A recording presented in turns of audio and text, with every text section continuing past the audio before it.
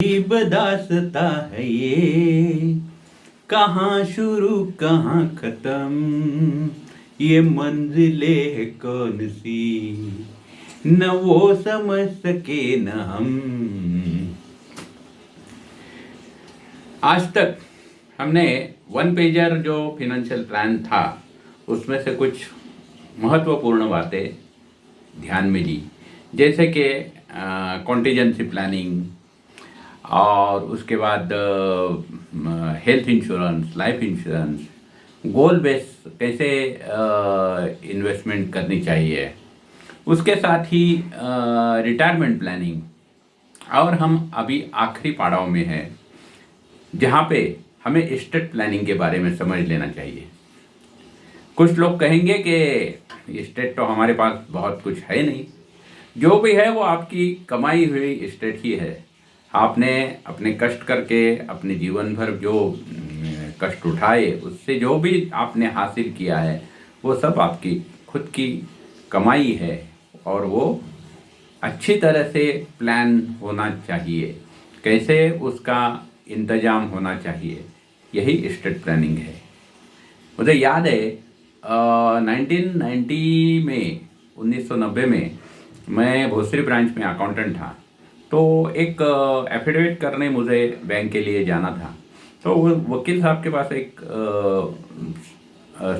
उम्र ज़्यादा होगी शायद उस आदमी की, वो आया था। वो पूछ रहा था कि मुझे वो मृत्यु पत्र के बारे में जानना है। तो मैं ज़रा चौंक गया कि ये शब्द उस ज़माने में आज भी लोगों को मृत्यु पत्र वगैरह सुनने में अच्छा नहीं लगता है, इसलिए अभी तो उसे इच्छा पत्र कहते हैं। लेकिन मैं सोचने लगा कि ये एक तो मृत्यु, ये एक हमेशा अटल चीज़ है जिसको कोई टाल नहीं सकता। तो इसके बारे में ठीक से सोचने में क्या हर्ज है। मैं Pramod Kulkarni, dream solutions India, मेरे नए चैनल में एपिसोड में, इस चैनल के नए एपिसोड में मैं आपका स्वागत करता हूं। और आपको ये मेरा नया एपिसोड कैसा लगता है, इसके ऊपर आप शेयर, लाइक और दूसरों को भेज दीजिए और बताइए मुझे कि कैसे लग रहा है ये सब। तो पहली बात तो यह है कि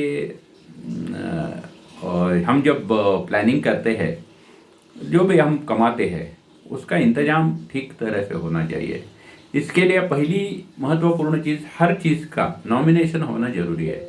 नॉमिनेशन आपके बैंक अकाउंट का जैसा होता है वैसे ही आपकी सोसाइटी में, समझो कि फ्लैट है या बंगलो है, आपके सोसाइटी में उसके नॉमिनेशन करना बहुत ज़रूरी है। क्योंकि नॉमिनेशन से आप अपने नेक्स्ट जो जनरेशन को वो जो आज प्रॉपर्टी है वो ठीक तरह से पास ऑन करते हैं। नॉमिनेशन ही एक पर्याय है, ऐसा नहीं है। नॉमिनेशन से एक चीज़ होती है कि ज़्यादा लिखा पढ़ी या इसके सिवा वो हस्तांतरित हो जाता है। लेकिन नॉमिनी, हाँ, ये कोई उसका मालिक नहीं है, ये एक ट्रस्टी समझा जाता है। तो जो भी आपके वारस है उनको वो देने की जिम्मेदारी नॉमिनी की रहती है। बहुत बार ऐसा ही होता है कि नॉमिनी और वारस एक ही होता है, तो ऐसी चीज़ों में आप वो नॉमिनी यूज होता है। इसके साथ इच्छा पत्र करना एक बहुत महत्वपूर्ण चीज़ है। और इच्छा पत्र बहुत कठिन है, ऐसी चीज़ नहीं है।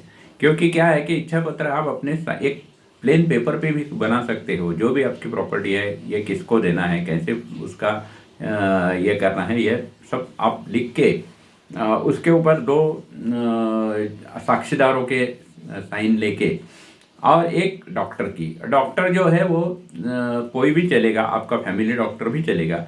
और डॉक्टर जो है उसको गवर्नमेंट से प्रैक्टिस करने के लिए परवानगी है, उनको परमिशन मिली है, ऐसा डॉक्टर चाहिए। इसके लिए कुछ लोग पूछते हैं कि एमडी चाहिए, एमबीबीएस चाहिए, ऐसा कुछ है क्या? ऐसा कुछ भी नहीं है। कोई भी डॉक्टर चलता है, उसकी सिग्नेचर लेके आप ये नॉमिनेशन बना सकते हो। इसके अलग अलग फॉर्मेट्स है, बहुत सारे फॉर्मेट्स अवेलेबल है। आपका जो आर्थिक सलाहकार या फिनेंशियल प्लानर रहेगा वो आपको इसके बारे में गाइडेंस दे सकता है। और चाहे तो मेरे पास भी है, आप किसी को चाहिए तो मुझे फ़ोन कर दिया तो मैं वो व्हाट्सएप पे भी शेयर कर सकता हूँ उनको। ये महत्वपूर्ण क्यों है कि मुझे याद है कि मैं बैंक में जब था 20-25 एक साल में ब्रांच मैनेजर करके काम किया, और बहुत बार ऐसा होता था कि अगर नॉमिनेशन नहीं है या विल प्रॉपर नहीं है तो उनके जो वारस हैं उनको सक्सेशन सर्टिफिकेट के लिए हम कहते थे, और सक्सेशन सर्टिफिकेट मिलने में कभी कभी 6-6 महीने लगते हैं, और उसके साथ खर्चा बहुत होता है, उसके साथ वकील के पीछे पढ़ो, ये करो, उसमें टाइम ज़्यादा जाता है और उनको तकलीफ होती है। वो ऐसा नहीं होना चाहिए कि हमारे कमाई जो है वो अब हमारे नेक्स्ट जनरेशन को देते वक्त ऐसी कुछ चीज़ों से उनको तकलीफ हो। तो इसलिए ये आसान तरीका है। वैसे भी बैंक ऑफ महाराष्ट्र की ट्रस्टी कंपनी पूना में है, वो भी इसके बारे में काम करती है। बहुत सारी जगह ऐसे है, और आपका जो वकील मित्र रहेगा वो आपको हेल्प करेगा, आपको फिनेंशियल प्लानर बता सकता है, वो आपको प्रॉपर बता सकता है कि कैसे डॉट बाय डॉट करते जाना है, और इसमें आसानी है। वैसे मेरा एक सजेशन है इसमें कि प्लेन पेपर पे चलता है, लेकिन आप ऐसा कीजिए कि ये रजिस्टर करना ज़्यादा अच्छा रहेगा।